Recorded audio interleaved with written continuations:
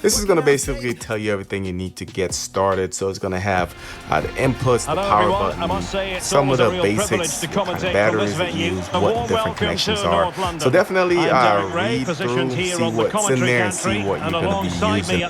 So next we're going to have another sheet just with a QR code. So if you're having issues or you get a specific error, you can always reach out and they should be able to help you. So next in the box we're going to have a micro USB. This is going to be to connect to your PC. We're going to have a standard HDMI cable. Of course, we have a power supply. You can see some of the wattage information right there. And this is a universal plug, which means that you will need to go ahead and screw it on, and it will ship it based on your region. Now next we have RCA and VGA that goes to HDMI. So this will be for analog connections. And we have a tripod. This tripod was kind of unique. I haven't seen one like this, so I was struggling there for a bit to get it open. But once I did, I kind of see what they did there. It's basically a stand for your device. It is all plastic, lightweight, and it does fold up, which I do like. We also have the remote control, and the remote control is going to have all the functions that you'll need, and you do have that same control on the device itself. So you have your power, you have your lead, playback, home, your navigation, of course, you have a back button, change the input, and we'll go over some of those functions here in a little bit. Now over to the main device, and like I said, they know how to make an impression with the orange on the gray or the black. It looks amazing, and they do have a separate pouch in there, so you can put your device in one and have some accessories in the other pouch. Now the device did come with a screen protector. We'll peel it off in a little bit, but you can see it does have a lot of buttons on here, and this controls everything. At the bottom you're going to have your navigation. You can see you have your left, right, up, down. Above that you have USB, SD, and PC, and this is based on how you connect it and how you're recording. Above that you have your delete, your home, your back button. You also have your information button, your playback, record to start and stop record, your screenshot button, your aspect ratio, and then you do have the source which you can switch from. Now on the top of the device you're going to have your power plug, your USB, your HDMI out. You also have your VGA audio in, your main in, and your MMI in, which is for your VGA. You also have your LCD off and your main power on and off. Now on the opposite side, you have your storage options. So you have a micro SD slot or USB. You also have a quarter 20 where you can screw it into any mount. You have a line in, a mic in, and a line out. And next to that, you do have your IR receiver. On the back of the device, you do have a battery. And you can use a battery to power this device as well. If you're in photography, videography, you probably have one of these batteries laying around, as I do here. They do come in different sizes. I think it was originally a Sony battery. A lot of devices like this, maybe even lights, will use this battery for power. So I thought that was pretty cool. Now you have that portability factor. To release it, all you need to do is press the button and pull to the left. Now this is another battery slot, guys. And again, I happen to have one of these batteries laying around because I have a lot of stuff laying around, it seemed like. So this is one of those flat batteries. It is a CR2032. You can get them at Walgreens, most of your local stores. This is very important, guys, because when you use this battery, when you install this battery, it prevents your device from losing the timing. So if you're someone who's scheduling events, you don't want to have to set the time and date on the device every time. You can go ahead and just insert one of these anytime it's going to be set. As far as installing the tripod, again, really easy, quarter 20 on the bottom. Put it in there. It isn't going to be super sturdy because it's not metal, but it does work if you're just looking for a basic stand for your device. So it's very cool that they included this in the box. So as I mentioned, two ways to power this up. We do have the battery option. We do have the power adapter that actually came with. Now the battery is going to be pretty straightforward. Just go ahead and slide it in. But nothing comes of it. Good defending it was. We'll set battery percentage right there. Everything should work normally. I do notice that the battery goes fast. In my case, it's probably a better option to use the power adapter that it came with. But if you're in a pinch and this is all that you have, this will work. Or if you're in the game, this will work. So once you plug it in, it will go ahead and power up and turn it off. This button up top will just go ahead and shut it down. This one. No yellow card for me.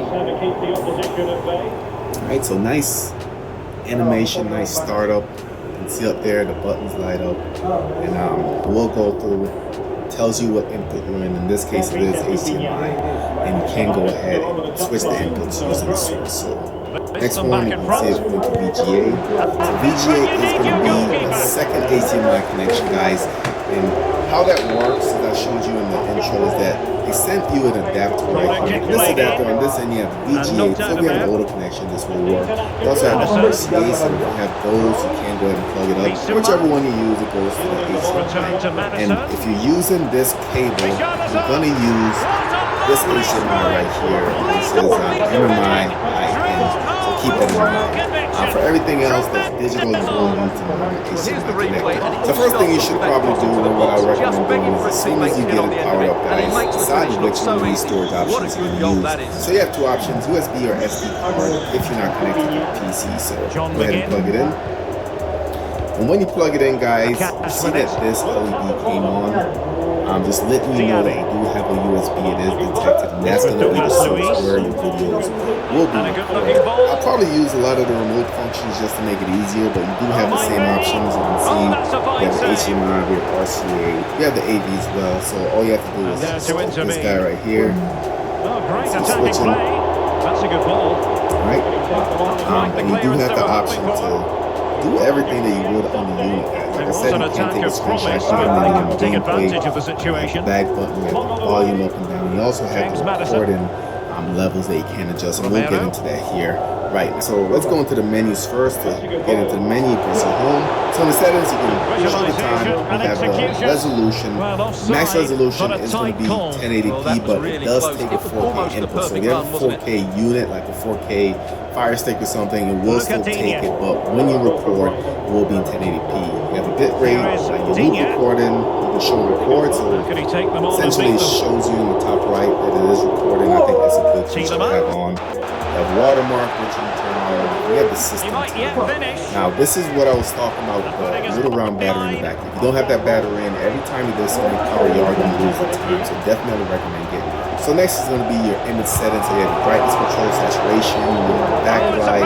You also have the option to change the language, and you do have your version listed at the bottom. So next we are going to have our volume. So this is our HDMI volume. This is going to be the HDMI audio coming in.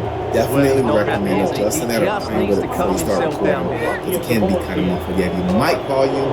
So your mic is going to be this mic input right here, and I'll plug in the mic here in a little bit just so you can hear how it sounds. You have your mic volume, your line volume, your speaker volume. It does have a built-in speaker as well. And the last menu is going to be your schedule recording, so you can turn it off. Do get up to 5 programs to schedule. First you need to turn it on. It asks you if you want to schedule it once or multiple times. You can set your different intervals, so they can go once or every day basically. Below that you set your start date, start time, and your end date and time for each program. And that's pretty self-explanatory. Two things to keep in mind is that if the system is off, it will not wake it up to record, so the system needs to be on. Also, this will not record DACP protected content, so keep that in mind as well, guys. But with that being said, you do have the option to shut off the LCD. The system will still be on and running. If you have something scheduled, just kind of turn that off and it will still record. And that's the walk basically. So I got the Fire Stick connected, and this is in the first HDMI, as you can see there. No issues there. And let me just go ahead and start recording. And I'll do some playback a little bit later, so we're just going to hit the record button. You can see right here, it is counting on the top. And also, it is blinking, just letting you know that it is recording USB source. So let's go ahead and we'll check it out, guys. This is the Fire Stick remote, of course. But if you wanted to turn up the volume there, you can go ahead and use the main remote to turn up the volume and so on. So let's just go ahead and turn it up. And let's go to YouTube and see if we can find anything. Good pressure high up the pitch. Oh, and that challenge carried with it quite the element of risk. Now, what's the referee going to do next? So that is going, and then And deep into the penalty area. Well cleared away. Turn up the music. Well, he's in the space really well, you've got to say. Right, so imagine that. Well, it still could be dangerous. Let me turn it back. So volume on this works. It works really well, and it does have the option where you can set it to 4:3 or 69. obviously 679 is going to look better in this system, but just let you guys know as recording everything I say. And the cool thing about this is if you're a gamer or something and you want to go ahead and do some live commentary, you can go ahead and plug in a microphone, and let's go ahead and go test it out. So microphone is plugged in, and the cool thing about this is that you do have the mic volume here as well, and you can go ahead and adjust it how you want. So let me go ahead and turn it up a little bit. I'll put it about 15. Following that stoppage, the referee will restart the game with a drop. Pretty awesome, guys. So imagine either this being on the road or to a hotel room or something. Maybe you don't have a monitor you can play with. You do have a lot of flexibility just with this little unit right here. So let me go ahead. I'm going to take a couple screenshots. Just hit the camera button there. The cross into the middle. Oh, great block. And every time I press it, guys, I don't know if you can see it. Every time I press it, there's a camera icon that shows up here. Let me do it again. There it goes. Right, so we got a couple screenshots. Also, if you hit the info button on the remote, it will bring up everything, your recording settings, your date, bit rate. Also shows your USB capacity at the top. Yes, all of that is great and dandy. But what if you wanted to connect this to a larger screen? Can you do that? Absolutely, yes you can. Let's go ahead and get that set up. Alright, so immediately the screen is going to go blank, and it should kind of hook up to that second monitor, and you can see it right there. So another cool thing is that it shows everything that you would see on the unit. You still have control, so if you wanted to adjust the volume, you still have those menus there. Let's hit the info, it will show everything there. You do have main controls. You can still take your snapshots, play with your aspect ratio again.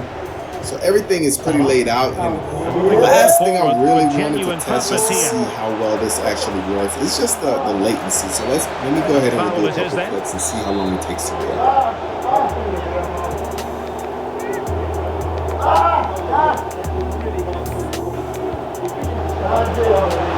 Not out of the woods yet.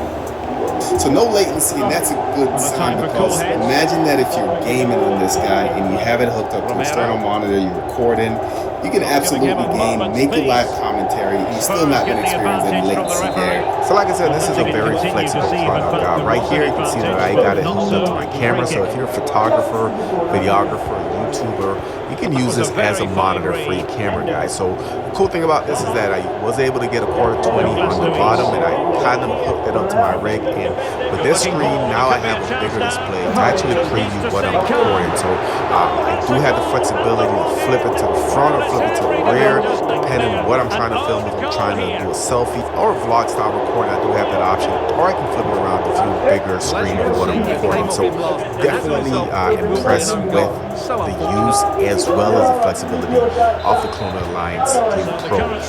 Also, I did test it out on some gaming. I booted up Call of Duty, of course, and I was able to get Madden up and running as well. And what makes this awesome is that I don't have the input lag that you do get on normal capture cards. So I was able to connect directly. Of course, the screen's going to go blank, but then I have the bigger screen to work with. I was able to play the game.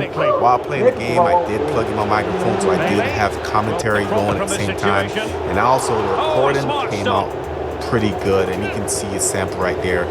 Vivid pictures, looks great, and I think it did a good job just capturing the gameplay. So also, Clone Alliance has a couple cool pieces of software that's available to you once you register your device. So today we're going to be taking a look at Clone Alliance Helper, and this software is awesome. So launching the Clone Helper, and I do have the View Pro connected to my computer via the micro USB port that's on the top. So essentially right now I'm using this as a video capture card, and I do have my Fire Stick connected. So let me go ahead and hit home.